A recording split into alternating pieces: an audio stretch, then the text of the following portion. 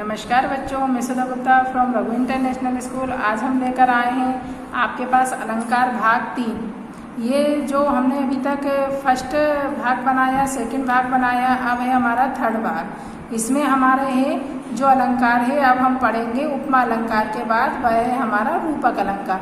अच्छा, अब ये बताइए आप, ये सब किसके भेद हैं?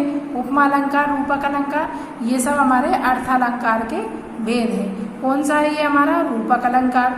जहाँ गुण की समानता के कारण उपमेय मतलब जिसकी तुलना की जा रही है में उपमान जिससे तुलना की जा रही है का आरोप दिया जाए, वहाँ रूपक अलंकार होता है। मतलब क्या है यहाँ पर? जहाँ गुण की समानता के कारण, गुण की मतलब दोनों में गुण की कैसी है यहाँ पर? समानता है। इसके कारण एक दूसरे से तुलना की जाती है, मतलब एक दूसरे पर आरोप लगाया जाता है, वहां पर कौन सा अलंकार होता है? रूपक अलंकार। अब इसकी विशेष क्या? उपमेय और उपमान में गुण धर्म के अनुसार इतनी समानता होती है कि दोनों में कोई भेद प्रतीत नहीं होता। मतलब जैसे दोनों वस्तुएं समान रहती हैं, वहां पर कौन सा अलंकार होगा आपका? रूपक अलंकार। जहां पर गुण की समानता के कारण उनकी तुलना करने में हमें क्या होता है? परेशानी आती है। हम उनके गुण की समानता के कारण दोनों में तुलना करना हमारे लिए कठिन बताया गया है और दोनों में एक जैसी समानता दर्शाई गई है, वहां पर होता है रूपक अलंकार। अब रूपक अलंकार के जो उदाहरण है वो है हमारे पायो जी मैंने राम रतन धन पायो। अब यहाँ पर राम क्या है? उपमेय है और रतन क्या है? उपमान है। लेकिन दोनों में क्या है? दोनों में हमें क्या बराबर से समानता, दोनों में हमें समानता दिखाई दे रही है। राम और रतन धन पायो, राम में भी उतनी ही समानता है जितनी रतन है। रतन पाने पर भी हमें उतना ही खुशी होती है जितना ये मीरा जी ने जब राम नाम जब पाया था तब उनको बहुत ज्यादा खुशी हुई थी, मतलब वो उसमें ही खो गई थी। पायो जी मैंने राम रतन धन पायो, मतलब उन्होंने राम के समान क्या पा लिया था? रतन, मतलब उन्हें हीरे, राम नाम मिलने से ही उन्हें हीरे जवाहरात की प्राप्ति हो गई थी। राम रूपी रतन धन मतलब रूपक अलंकार। अब हमारा जो सेकंड उदाहरण है वो इसका है चरण कमल बंदो हरि राई। अब यहाँ पर क्या है? यहाँ उपमेय क्या है हमारे? चरण, और पर उपमान क्या है? कमल का भेद रूप आरोप है। यहाँ पर चरण की तुलना किससे कर रहे हैं? यहाँ पर इन दोनों में क्या है? समानता है, चरण और कमल। तो यहाँ पर ये बताया गया हरि के चरण उतने ही कोमल है जितना वो कमल रहता है। कमल के समान हरि के चरण कैसे कोमल है। तो इसी तरह यहाँ पर एक दूसरे पर आरोप प्रकट किया गया है। मैया में तो चंद्र खिलौना ले हो। यहाँ उपमेय क्या है हुआ? चंद्र है और उपमान क्या है?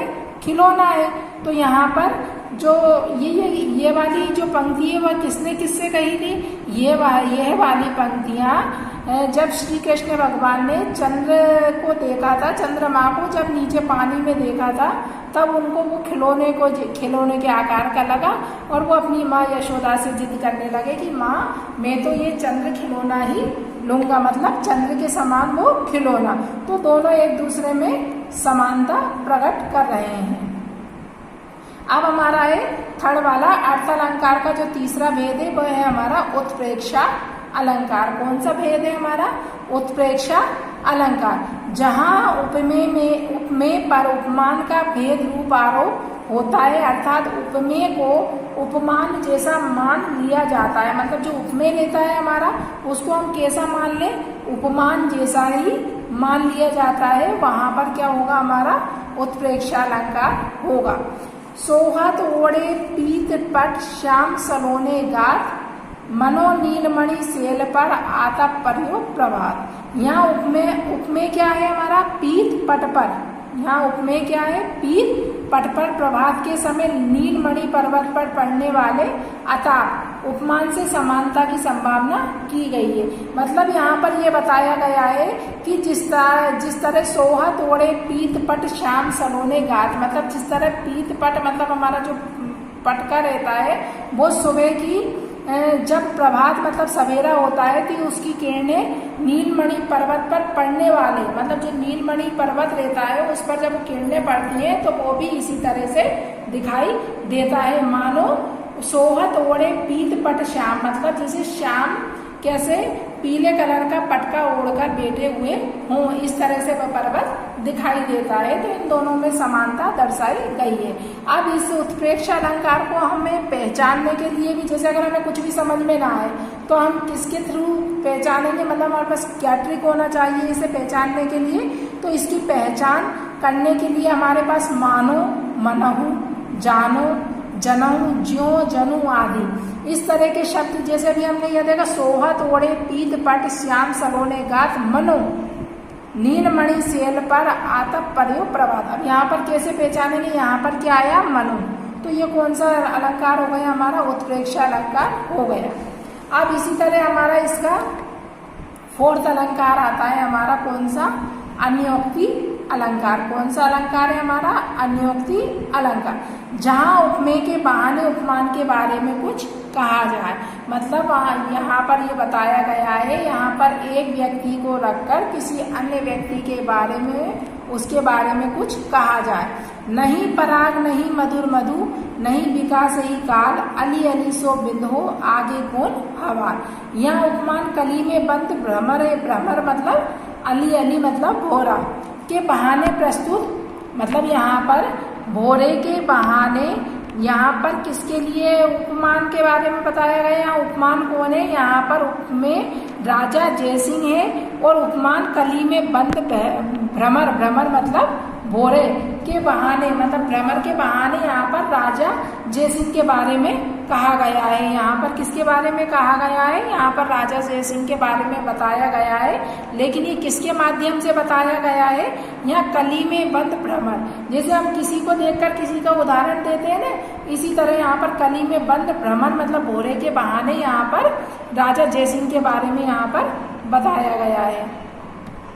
अब अतिशयोक्ति अलंकार, अतिशय प्लस उक्ति मतलब बढ़ चढ़कर बोलना, मतलब किसी भी वस्तु के बारे में या किसी व्यक्ति के बारे में बढ़ चढ़कर बात कहना, वो होता अतिशयोक्ति अलंकार। अब अतिशयोक्ति का मतलब जहाँ किसी वस्तु, पदार्थ या कथन का वर्णन लोक सीमा से बढ़ा चढ़ाकर किया जाए, वह अतिशयोक्ति अलंकार होता है। जैसे अतिशयोक्ति अलंकार का एक उदाहरण, हनुमान की पूंछ में लगन न पाई आग, लंका सिगरी जल गई, गए निशाचर भाग। मतलब यह कहने का मतलब है कि हनुमान की पूंछ में आग तो लगी नहीं और लंका उनकी पूरी जल गई। तो ये यहाँ पर क्या, इस चीज का यहाँ पर बड़ा चढ़ाकर वर्णन किया गया है। इसी तरह देखी सुदामा की दिन दशा, करुणा करके करुणा निधि रोए, पानी परात को हाथ छुओ नहीं, नीलन के जल सो पग धोए। तो मतलब यहाँ पर बताया गया है कि सुदामा ने की दीन दशा देखकर कृष्ण भगवान ने पानी से चरण धोने के बजाय उन्होंने किससे चरण धो दिए, उनके आंसुओं से ही चरण धो दिए। यहाँ आंखों से अनपेक्षित आंसुओं से अविरल धारा के रूप में प्रस्तुत किया गया है। मतलब यहाँ पर बड़ा चढ़ाकर उन्होंने बात कही है। अब ऐसे ही आगे नदियां पड़ी अपार, घोड़ा कैसे उतरे पार, राणा ने सोचा इस पार तब तक चेतक। मतलब जैसे आपने राणा प्रताप के घोड़े के बारे में सुना होगा, सुना है उनके, कि जैसे ही राणा प्रताप जो सोचते थे, इससे पहले ही उनका जो चेतक घोड़ा था वो काम कर देता था। जैसे राणा ने सोचा इस पार तब तक चेतक था, मतलब राणा सोच रहा था कि मुझे उस पार जाना है, तब तक राणा का तो सोचना होता था, लेकिन चेतक उस पार पहुंच जाता था। तो यहाँ पर किसी भी चीज के बारे में, व्यक्ति के बारे में बड़ा चढ़ाकर वर्णन करना ही अतिशयोक्ति अलंकार होता है। अब हमारा इसी का लास्ट अलंकार है, वो है मानवीकरण अलंकार। अर्थ अलंकार का भेद है ये मानवीकरण अलंकार, जहाँ जड़ वस्तुओं या प्रकृति पर मानवीय चेष्टाओं का आरोप किया जाता है, वह मानवीकरण अलंकार होता है। मतलब जहाँ पर प्रकृति के बारे में बताया जाए, वहाँ पर मानवीकरण अलंकार होता है। फूल हंसे कलियां मुस्काई, यहाँ फूलों का हंसना, कलियों का मुस्काना मानवीय चेष्टाएं। मानवीय चेष्टाएं मतलब मानव के द्वारा और प्रकृति के द्वारा हमें ये सारी चीजें प्राप्त हैं। तो ये मानवीय चेष्टाओं का जहाँ पर का आरोप किया जाए, वह मानवीकरण। मेघ आए बड़े बनठन के सबर के, यहाँ मेघों का सच कर आना मानवीय चेष्टा है। जैसे इस तरह से हम सजते हैं, उसी प्रकार से यहाँ पर भी मेघ क्या आए, बड़े सज धज कर आए। तो यह मानवीय चेष्टा है। और दूसरा प्रकृति का यहाँ पर वर्णन किया गया है। अब यमक और श्लेष में अंतर। अभी तक तो हमने शब्द अलंकार पढ़े, अर्थ अलंकार पढ़ा और उनके भेद को जाना। अब हमारा जो ये शब्द अलंकार के जो दो भेद है, यमक और श्लेष, उसमें थोड़ा सा अंतर बताया गया है। यमक एक शब्द एक से अधिक बार प्रयुक्त होता है और उसके अर्थ अलग अलग होते हैं, मतलब वहां पर शब्द के अर्थ अलग अलग होते हैं और शब्द तो एक अनेक बार आता है लेकिन उनके क्या अर्थ है। जैसे कनक कनकते 100 गुना, मतलब यहाँ एक कनक का मतलब सोना होता है, एक कनक का मतलब धतूरा होता है। श्लेष अलंकार किसी एक ही शब्द के अर्थ अलग अलग होते हैं।